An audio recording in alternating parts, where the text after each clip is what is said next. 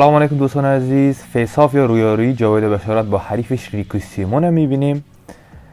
میریم به طرف اولین فایتر جاوید بشارت، میایه به طرف ترازو. البته وزنکشی اصلیشان شده، یه وزنکشی و فیصاف نمایشی است. جاوید بشارت با فرم آماده بدن بعد از 1 سال دوباره برمیگرده و قفس مبارزه آماده و پر انرژی. حالا حریفش ریکی سیمون که در این مسابقه موهایش سفید رنگ کرده، استایل موهایش تغییر داده.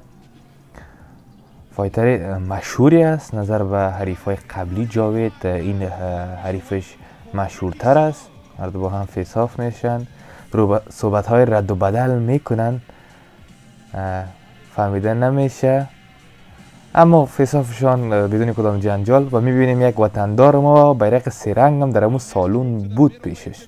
از این بود فیصاف رویارویی جاوید بشارت با حریفش ریکی سیمون. مسابقه را از کجا میتونین تماشا بکنین؟ ما یک ویدیو ساختیم، در ویدیو گفتیم از کجا میتونین تماشا بکنین. تلگرام ما را فالو بکنین، گذاشته میشه. و همچنان ساعت چند میتونین مسابقه را تماشا بکنین؟ ساعت مسابقه را هم گفتیم به کشورهای مختلف در ویدیو را تماشا بکنین. ویدیو تحلیل هم ساختیم، حتما ویدیوها را تماشا بکنین، کانال را سابسکرایب بکنین.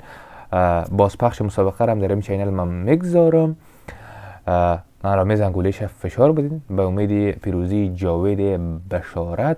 تا یک ویدیو دیگر، خداحافظ و ناصرتون.